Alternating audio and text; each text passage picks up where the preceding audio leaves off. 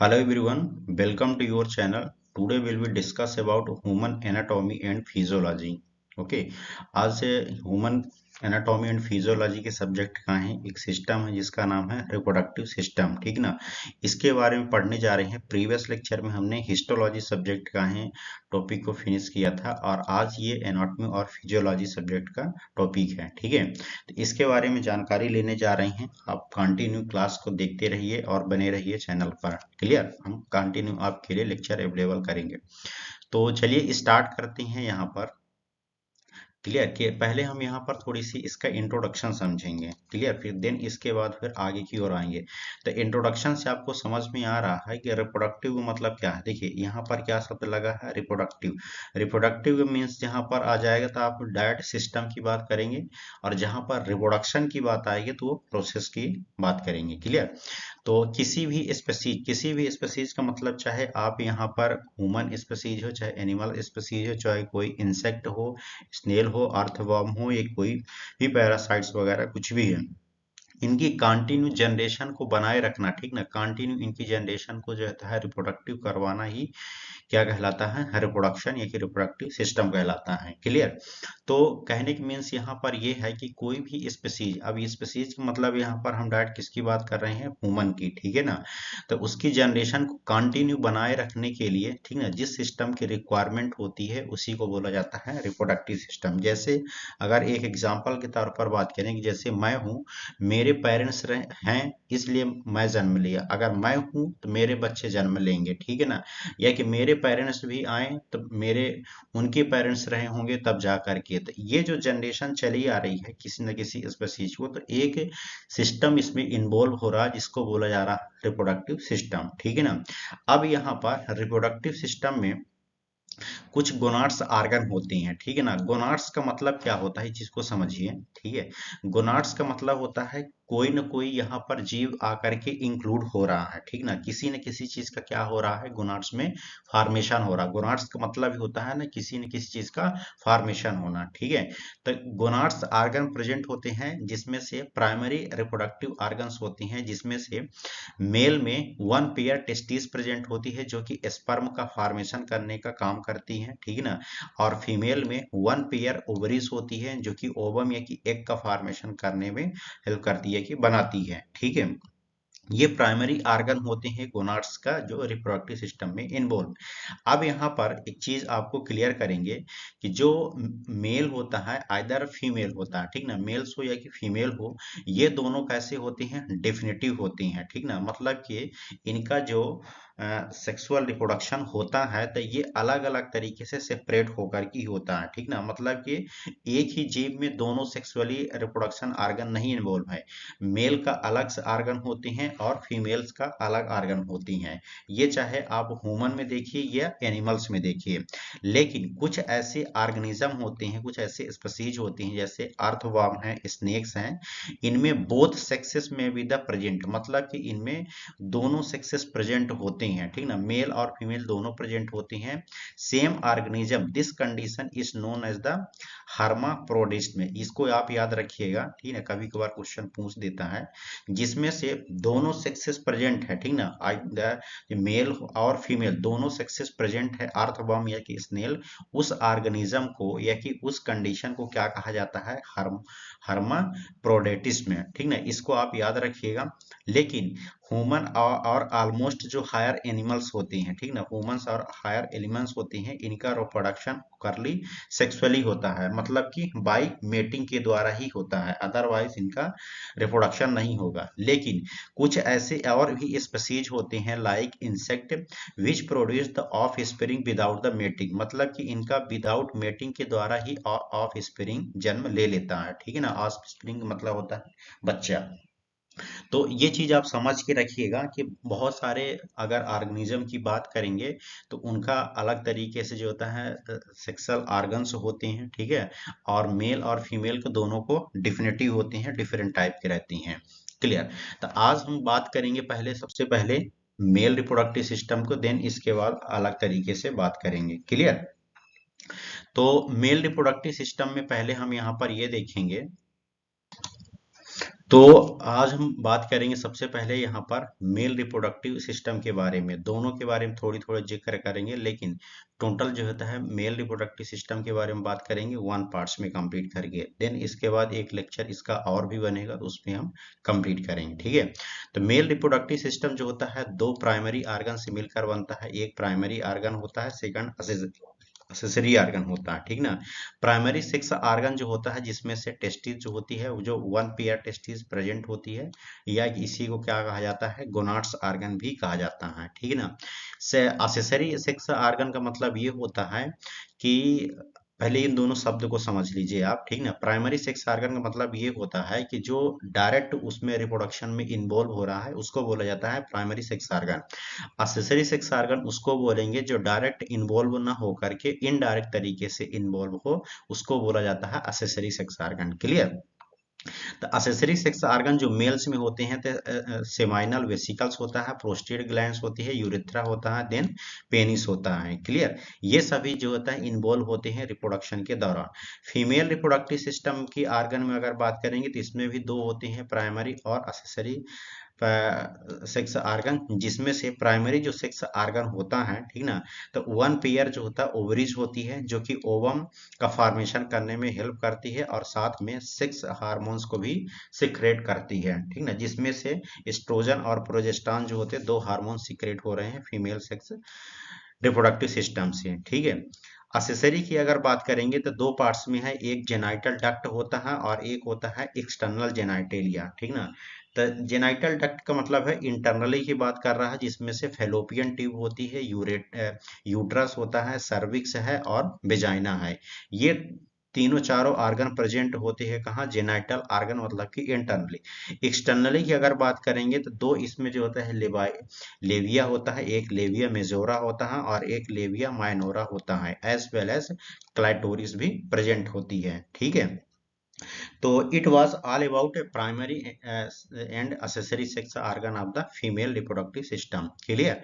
आगे समझते हैं यहाँ पर थोड़ी सी इसके स्ट्रक्चर को, ठीक ना, क्योंकि सबसे पहले हम यहाँ पर बात करेंगे मेल रिप्रोडक्टिव सिस्टम के। क्लियर। यहाँ पर समझिए एक यहाँ पर शब्द लिखा है प्यूबिक बोन, ठीक ना। जो ये सिस्टम होता है पूरा एकदम प्यूबिक एरिया में ही सिचुएटेड होता है, जिसको हम जेनाइटल एरिया भी कहते हैं, ठीक है। अब यहाँ पर पहले आर्गन को आप समझ लेते हैं कौन कौन है। यहाँ पर देखिए एक्सटर्नल से यहाँ पर ये यूरेथ्रा की ओपनिंग होती है, जो आपको नली नजर आ रही है ये यूरेथ्रा की ओपनिंग है। इसके ऊपर एक लेयर होती है जिसको हम ग्लैंस पेनिस कहते हैं, ठीक है ना। और इसके ऊपर और एक लेयर होती है जिसको हम फोर स्किन भी बोलते हैं। और ये जो डक्ट आगे की ओर निकली हुई है इसको जो होता है यूरेथ्रा बोलते हैं। और यूरेथ्रा के ऊपर जो होती है एक और लेयर होती है मसल्स की बनी होती है, उसको बोला जाता है पेनिस, ठीक है ना। अब पेनिस से आगे की ओर लगा हुआ कार्पस स्पोंजियम भी लगा रहता है, ठीक ना। और कार्पस कवर्सोसम भी लगा रहता है, ठीक ना। ये लेयर होती है बट इनके बारे में अभी जिक्र नहीं करेंगे। आगे फर्दर की ओर यहाँ पर यूनरी ब्लडर होता है, बट ये यूनरी ब्लडर के इसका है तो उसको हम पढ़ चुके हैं, ठीक है। सेमाइनल वेसिकल यहाँ पर एक प्रेजेंट होती है, ठीक ना। और इसी के नीचे एक और इजैकुलेटरी डक्ट होती है, ठीक ना। और इजैकुलेटरी डक्ट के नीचे इस तरीके से आप देखिए इतना बड़ा जो पाउच नजर आ रहा है इसको बोला जाता है प्रोस्टेट ग्लैंड, ठीक ना। और प्रोस्टेट ग्लैंड से नीचे लगा हुआ एक और ग्लैंड होती है जिसको बोला जाता है बल्बा यूरेथ्रा ग्लैंड, ठीक है ना। क्लियर। अब ये जो आपको येलो कलर का नजर आ रहा है इसको बोला जाता है वास डिफरेंस डक्ट, ठीक ना। और ये वास डिफरेंस डक्ट जो होती है तो एपिडेर्मिस से लगी हुई होती है। और ये एपिडेर्मिस का कहाँ पर प्रेजेंट होता है, ये टेस्टिस के पास प्रेजेंट होता है। पेयर ऑफ द टेस्टिस होती है ह्यूमन में, ठीक है ना। और इस टेस्टिस के अंदर जो होती है पूरी जो टेस्टिस होती है एक ट्यूब्यूल्स की बनी होती है जिसको बोला जाता है सेमनीफेरस ट्यूब्यूल्स है, ठीक ना। और इस टेस्टिस को जो पूरा चारों तरफ से ढक कर रखता है उसको बोला जाता है स्क्रोटम। क्लियर। इतना आप यहाँ पर समझ गए। अब यहाँ पर थोड़ी सी हम इसको और यहाँ पर एक्सप्लेन करेंगे, देन इसके बाद इसके हम शब्द में आएंगे, ठीक है ना। तो पहले आप यहाँ पर समझिए एक्चुअल में थोड़ी सी यहाँ पर हम जिक्र करेंगे कि स्पर्म का फॉर्मेशन कैसे होता है, क्योंकि मोस्ट इंपोर्टेंट पॉइंट इसमें स्पर्म का फॉर्मेशन ही है, ठीक ना। देखिए ये आपको पेयर ऑफ द टेस्टिस नजर आ रही है जो कि चारों तरफ स्क्रोटम से इनक्लोज होती है। तो इस टेस्टिस में कह सकते हैं कि 600 से लेकर के, ठीक है ना, 600 से लेकर के 900 तक क्या प्रेजेंट होती है, यहाँ पर सेमनीफेरस ट्यूब्यूल्स प्रेजेंट होती है। टोटली ये सेमनीफेरस ट्यूब्यूल्स से मिलकर के ही बनी होती है।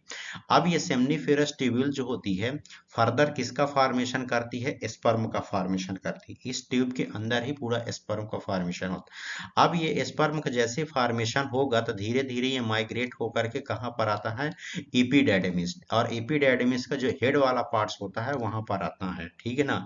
अब जैसे ही आप इजैकुलेटरी प्रोसेस करेंगे, ठीक ना, सेक्सुअल एक्टिविटी करेंगे, तो यहाँ से स्पर्म माइग्रेट होकर के बास अफरेंस और डिफरेंस से होते हुए कहाँ पर पहुंचता है, ये सीमेन वेसिकल के पास पहुंचता है, ठीक ना। अब सीमेन वेसिकल के पास एक फ्लूइड होता है जिसको बोलते हैं सीमेन फ्लूइड, क्लियर। अब ये सीमेन फ्लूइड जो होता है इसके साथ मिक्स होगा और मिक्स होकर के कहाँ पर पहुंचेगा, ये प्रोस्टेट ग्लैंड के पास पहुंचेगा, ठीक। अब ये प्रोस्टेट ग्लैंड से होते हुए यहाँ पर एक और ग्लैंड होती है जिसको बोला जाता है बल्बा यूरेथ्रा ग्लैंड। अब ये बल्बा यूरेथ्रा ग्लैंड का काम क्या होता है, ये लुब्रिकेशन का काम करती है। जब आप सेक्सुअल प्रोसेस करेंगे तो उस दौरान में जो होता है इसको लुब्रिकेट करने में हेल्प करती है, तो यहाँ से लुब्रिकेशन भी सीक्रेट होता है। अब यहाँ से ये लुब्रिकेशन के रूप में सीक्रेट होगा और साथ में सीमेन और स्पर्म दोनों यहाँ से मिक्स होकर के आगे की ओर माइग्रेट होगा और यहाँ से यूरेथ्रा से होते हुए यूरेथ्रा ओपनिंग से ये डिस्चार्ज हो जाएगा, क्लियर। तो इट वाज ऑल अबाउट ये प्रोसेस ऑफ द स्पर्मेटोजेनेसिस, ठीक ना, ये कि फॉर्मेशन ऑफ द स्पर्म। इतना आप इसके बारे में समझ गए। अब यहाँ पर और पॉइंट को समझिएगा, ठीक है, कि क्या क्या आगे फर्दर बोल रहा है, क्लियर। अब यहाँ पर इसका हम समझेंगे पहले functional anatomy of the testis, ठीक ना। टेस्टिस की फंक्शनल एनाटॉमी क्या होती है, फंक्शनल एनाटॉमी का मतलब क्या है, किस किस चीज से वो मिलकर बना होता है। तो टेस्टिस जो होती है वन पेयर में होती है और ये ओवॉइड या कि बलनेट शेप की होती है, ठीक ना, मतलब कि अखरोट आप देखे होंगे कुछ इस तरीके से आपको शेप में नजर आएगी। सेक लाइक स्ट्रक्चर होता है, सेक का मतलब होता है पाउच लाइक स्ट्रक्चर होता है, और ये सस्पेंडेड एंड लोकेटेड होती है, मतलब कि ये सस्पेंडेड मतलब होता है लटकी हुई और लोकेटेड मतलब वहां पर धसी हुई रहती, कहां पर, जो जेनाइटल एरिया है, और जिसे हम क्या कहते हैं, स्क्रोटम कहते हैं। स्क्रोटम के चारों तरफ से बंद रहती है। प्रत्येक टेस्टिस का अगर वजन की बात करेंगे तो 15 से लेकर के 19 ग्राम होता है, 19 ग्राम तक होता है। डायमेंशन की बात करेंगे तो 5 × 3 सेंटीमीटर होता है। और टेस्टिस में लगभग 600 से 900 कॉइल्ड ट्यूब्यूल्स पाई जाती है, जिसको हम क्या कहते हैं, सेमनीफेरस ट्यूब्यूल्स। ये जो आपको नजर आ रही है पूरा कॉइल्ड के फॉर्म में, यही होती है सेमनीफेरस ट्यूब्यूल्स है, क्लियर। और यह सेमनीफेरस ट्यूब्यूल्स आपस में मिल करके वास इफरेंस का फॉर्मेशन करती है, ठीक ना।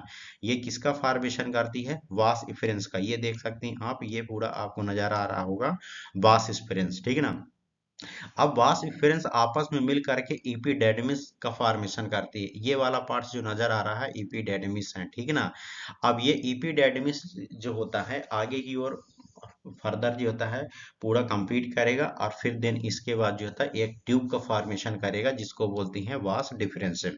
और यहाँ पर ये जो ट्यूब्यूल्स आपको नजर आ रही है सेमनीफेरस ट्यूब्यूल्स, यही क्या करती है, स्पर्म का फॉर्मेशन करने में हेल्प करती हैं, ठीक ना, स्पर्म का फॉर्मेशन करती है, क्लियर। यहाँ पर मेडिस्टेनम एक रेटेड टेस्टिस भी प्रेजेंट होता है, इन सभी को देखेंगे आगे, क्लियर। इतना आप समझ गए। अब यहाँ पर कवरिंग की बात करेंगे, ठीक ना। टेस्टिस में 3 तरीके से कवरिंग पाई जाती है। फर्स्ट यहाँ पर ट्यूनिका बस्कुलोसा, ट्यूनिका एल्बुजिनिया और ट्यूनिका वेजिनैलिस, ठीक ना। आउटर जो मोस्ट लेयर होती है इसको बोला जाता है ट्यूनिका वेजिनैलिस। ये वाली जो लेयर होती है जो कि स्क्रोटम से अटैच होती है इसको हम ट्यूनिका वेजिनैलिस कहते हैं, ठीक है ना। मिडिल वाली जो लेयर होती है ट्यूनिका एल्बुजिनिया कहती हैं, और ये मिडिल लेयर जो होती है एक डेंस फाइब्रस कैप्सूल से मिलकर के बनी होती है। ट्यूनिका बस्कुलोसा जो होती है ये इनर मोस्ट लेयर होती है जो कनेक्टिव टिश्यू से मिलकर बनी होती है, और इसी लेयर में सबसे ज्यादा रिचेस्ट मात्रा में ब्लड की सप्लाई भी होती है, क्लियर। तो ये तीनों लेयर आप याद रखिएगा, क्लियर। जो ट्यूनिका वेजिनैलिस होती है वह क्लेफ्ट लाइक स्ट्रक्चर के रूप में क्लोज्ड होती है और ये एक सेल्स का फॉर्मेशन करती है जिसको बोलती है मेसोथेलियल सेल्स है, क्लियर। तो इतना इसके बारे में आप समझ के रखिए कि 3 लेयर भी टेस्टिस में प्रेजेंट होती है। चलिए अब यहाँ पर थोड़ी सी फंक्शनल हिस्टोलॉजी समझ लेते हैं टेस्टिस की क्या हो रही है। सबसे पहले हम यहाँ पर देखेंगे पैरेन्काइमा ऑफ द टेस्टिस से एक सेल्स होती है, ठीक है, पैरेन्काइमा। ये ट्यूनिका एल्बुजिनिया टेस्टिस के पोस्टीरियर एस्पेक्ट पर ठीक रूप से प्रेजेंट होती है। कहाँ पर प्रेजेंट होती है? जो मोटी लेयर होती है वहां पर प्रेजेंट होती है। सेकंड सेमनीफेरस ट्यूब्यूल्स, और ये सेमनीफेरस ट्यूब्यूल जो होते हैं 1 to 4 सेमनीफेरस ट्यूब्यूल्स के रूप में पाई जाती है, मतलब यहाँ पर लोब से पाई जाती हैं, ठीक है ना। नेक्स्ट वास इफेरेंस, वास इफेरेंस जो होता है सेमनीफेरस ट्यूब्यूल से निकल के, ठीक ना, रेटे टेस्टिस का फॉर्मेशन करती है और रेटे टेस्टिस आपस में मिल करके वास इफेरेंस का फॉर्मेशन करती है, ठीक ना। नेक्स्ट फिर इपीडेडमिस आता है। इपीडेडमिस जो होता है वास इफेरेंस इपीडेडमिस का कंटिन्यू आगे की ओर फॉर्मेशन करती है। वास इफेरेंस जो होता है टेस्टिस के अपर पोल से स्टार्ट होता है और लोअर पोल पर जाकर क्या हो जाता है, एक्सटेंड हो जाता है, और इसकी लंबाई लगभग आपको 4 मीटर देखने को मिलेगी, ठीक ना। कभी कभार क्वेश्चन पूछ देगा कि वास डिफरेंस की लंबाई कितनी होती है, टेस्टी में 4 सेंटीमीटर। वास डिफरेंस भी उसी आर्गन होता है जो एपिडेर्मिस के लोअर और कोडल पोर्स से वास डिफरेंस से स्टार्ट होता है, ठीक ना, और यूरेथ्रा तक जो होता है ये कंटिन्यू लगा रहता है। एक और यहाँ पर सेल्स प्रेजेंट होते हैं जिसको हम interstitial of the leading cells कहते हैं। यह सेल्स सेमनीफेरस ट्यूब्यूल्स के बीच में प्रेजेंट स्पेस में पाई जाती है, जो कि क्या करती है, सेल्स हार्मोन्स का सिक्रेट करने का काम करती है, ठीक है ना, हार्मोन्स का सिक्रेशन करने का काम करती है लीडिंग सेल्स से। क्लियर, इतना आप इसके बारे में समझ गए। नेक्स्ट जो सेमनीफेरस ट्यूब्यूल्स है यह लगभग 600 से लेकर 900 ट्यूब्यूल्स के रूप में पाई जाती है, और इसका जो स्ट्रक्चर होता है थ्रेड लाइक स्ट्रक्चर होता है। लगभग 30 से लेकर के 70 सेंटीमीटर होती है, और डायमीटर की बात करेंगे तो 150 से लेकर के 200 माइक्रोन में होती है। क्लियर, 3 लेयर से मिलकर के बनी होती है। एक होता है यहाँ पर ट्यूनिका प्रोपिया, सेकंड होता है बेसमेंट मेम्ब्रेन, और थर्ड होता है यहाँ पर कॉम्प्लेक्स इपिथेलियम सेल्स। कॉम्प्लेक्स जो इपिथेलियल सेल्स होती है ये 2 सेल्स का फॉर्मेशन करती है। एक स्पर्मेटोजेनेसिस सेल्स होती है जिसको हम जर्म सेल्स भी कहते हैं, सेकंड साइटोली सेल्स होती है। इन सेल्स को हम नेक्स्ट लेक्चर में अच्छे से पढ़ेंगे, ठीक ना। तो जर्म सेल्स जो होती है ये इसको समझ लीजिए, एक जन्म के समय जर्म सेल्स जो होता है प्यूबर्टी तक डेवलप नहीं होती है, ठीक ना, मतलब कि जब आप मैच्योर होने वाला रहता है, ठीक ना, बेबी या कह सकते हैं ह्यूमन, तो ये प्यूबर्टी तक इसका फॉर्मेशन नहीं होता है, और इन्हें हम स्पर्मेटोगोनिया भी कहती हैं। जैसे स्पर्मेटोगोनिया उम्र के साथ साथ जो आगे की ओर बढ़ेगी तो ये इस एक स्टेज में कन्वर्ट हो जाती है। इसको आगे समझ लेते हैं थोड़ी सी कुछ इस तरीके से पाथवे के रूप में, ठीक है ना। जो स्पर्मेटोजेनेसिस की प्रोसेस हो रही है स्पर्मेटोगोनिया में, ठीक ना, तो कुछ इस तरीके से होती है। यहाँ पर ये 8 शब्द दिया गया है, इसको अपने माइंड में रखिए। सबसे पहले सेमनीफेरस ट्यूब्यूल्स में फॉर्मेशन हुआ, देन रेटे टेस्टिस के पास आया, देन वास इफरेंस के पास आया, हेड ऑफ इपिडेडमिस और duct of the epididymis, vas deferens, ejaculatory duct और यूरेथ्रा से डिस्चार्ज हो गया। तो यहाँ पर समझिए कि सबसे पहले सेमनीफेरस ट्यूब्यूल्स में क्या होता है, स्पर्म का फॉर्मेशन हुआ, रेटे टेस्टिस के पास आया, रेटे टेस्टिस के बाद वास इफरेंस के पास आया, ठीक ना। फिर ये हेड ऑफ इपिडेडमिस में आकर के स्टोर हो जाता है, ठीक ना, और स्टोर होकर के जब इजाकुलेटरी की प्रोसेस होती है तो ये डक्ट ऑफ द इपिडेडमिस से होते हुए वास डिफरेंस में जाएगा, वास डिफरेंस के बाद जो होता है एम्पुला में जाएगा, ठीक है ना, और एम्पुला के बाद फिर इजाकुलेटरी डक्ट से होते हुए ये यूरेथ्रा से डिस्चार्ज हो जाता है। अब एक चीज आपको पॉइंट बता रहे हैं, ठीक है। जब वैसेक्टोमी की प्रोसेस होती है, ठीक है, जब वैसेक्टोमी की प्रोसेस होती है तो उस टाइम पे वास इफरेंस को जो होता है काट दिया जाता है, ठीक ना, और बाहर कर देते हैं, उसको अलग अलग बांध देते हैं। लेकिन वहां पर एक पार्ट्स होता है जिसको बोलते हैं एम्पुला, ठीक है ना। तो कभी कभार क्वेश्चन ये पूछता है कि क्या जो वैसेक्टोमी की प्रोसेस हुई है तो कितने मंथ तक स्पर्म जो होता है इजैकुलेटरी के दौरान बाहर आ सकता है, डिस्चार्ज हो सकता है। तो एम्पुला में वहां पर स्पर्म प्रेजेंट होता है तो लगभग कह सकती हैं कि 1 मंथ तक, इसको याद रखिएगा, 1 मंथ तक जो होता है एम्पुला से होते हुए स्पर्म जो होता है सीमेन बाहर निकलता है, ठीक है। नेक्स्ट यहाँ पर जब हम देखेंगे function of the testis, testis का क्या फंक्शन होता है। तो टेस्टिस का 2 तरीके से फंक्शन, एक गैमेटोजेनिक फंक्शन होता है, सेकंड इंडोक्राइन फंक्शन होता है। गैमेटोजेनिक फंक्शन का मतलब क्या है, यहाँ पर ठीक है, कि इसमें क्या हो रहा है, स्पर्मेटोजोआ का फॉर्मेशन हो रहा है स्पर्मेटोजेनेसिस के द्वारा, ठीक है ना। और इस प्रक्रिया को क्या कहती हैं, स्पर्मेटोजेनेसिस। मेल में प्रिमेटिव स्पर्मेटोजेनेसिस सेल्स, जिसे हम स्पर्मेटोगोनिया कहते हैं, ये डिफरेंट स्टेज में ट्रांसफर होकर के मैच्योर स्पर्म में कन्वर्ट हो जाती है, ठीक है ना। कुछ इसको यहाँ से समझते हैं, स्टेज से, ठीक ना, कि स्पर्मेटोजेनेसिस की जो प्रोसेस होती है तो 4 स्टेज में कंप्लीट होती है, क्लियर। सबसे पहले यहाँ पर क्या होता है, सेल्स का है प्रोलिफरेशन होगा, मतलब कि एक सेल्स होगी जिसको हम स्पर्मेटोगोमिया कहती हैं, और ये सेल्स के पास जो होता है 46 क्रोमोसोम प्रेजेंट रहेंगे।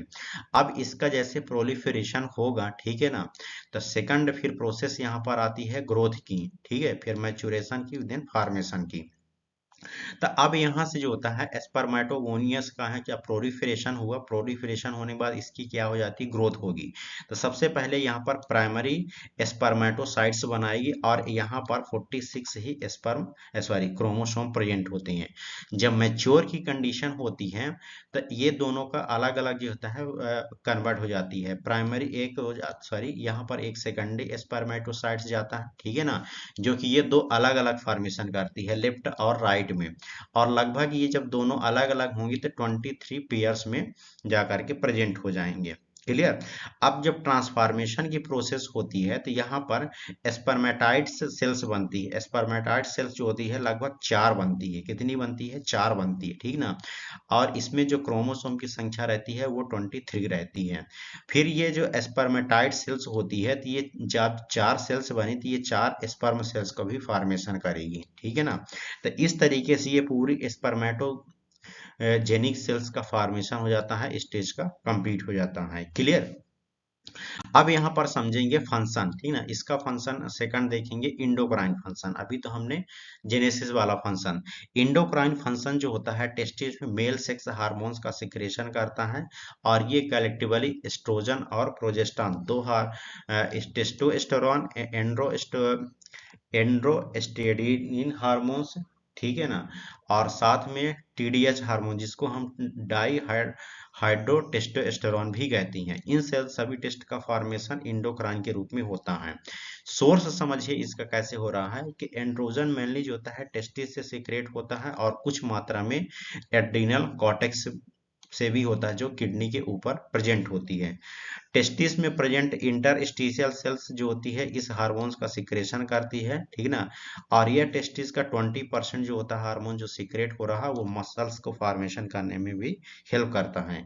न्यू वार्म मेल्स में सेल्स जो होती है एक्टिव फॉर्म में रहती है, ठीक है, लेकिन चाइल्डहुड की कंडीशन में ये इनएक्टिव हो जाती है, और जैसे जैसे प्यूबर्टी की कंडीशन होगी आफ्टर द 30 या कि 14 ईयर्स, तो उस दौरान पर ही क्या हो जाएगी, ये एक्टिव फॉर्म में आ जाएगी। अब जैसे एक्टिव फॉर्म में होगी तो एंड्रोजन एड्रिनल कॉर्टेक्स इसका सिक्रेशन करना स्टार्ट कर देगी, लेकिन ये बहुत कम अमाउंट में इसका सिक्रेशन करती है, किसके लिए करती है, जो फिजियोलॉजिकल एक्टिविटी नहीं हो रही है, क्लियर। इस तरीके से इसका क्या हो रहा है, फॉर्मेशन हो रहा है, क्लियर।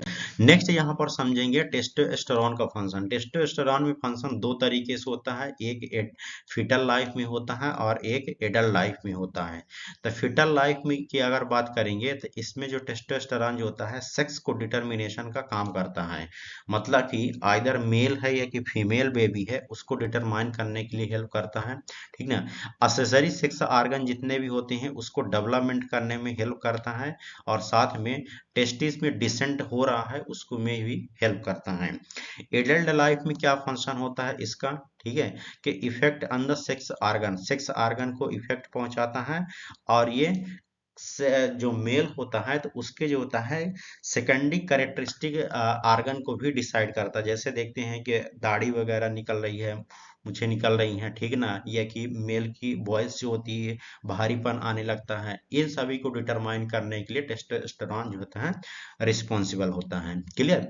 तो it was all about testis of the male reproductive system, ठीक ना। पार्ट्स 1 हमने यहाँ तक कंप्लीट किया है। नेक्स्ट लेक्चर में हम कंप्लीट करेंगे इसका जो रिमेनिंग टॉपिक्स बचा हुआ है, ठीक है। Thank you so much for this much video, okay.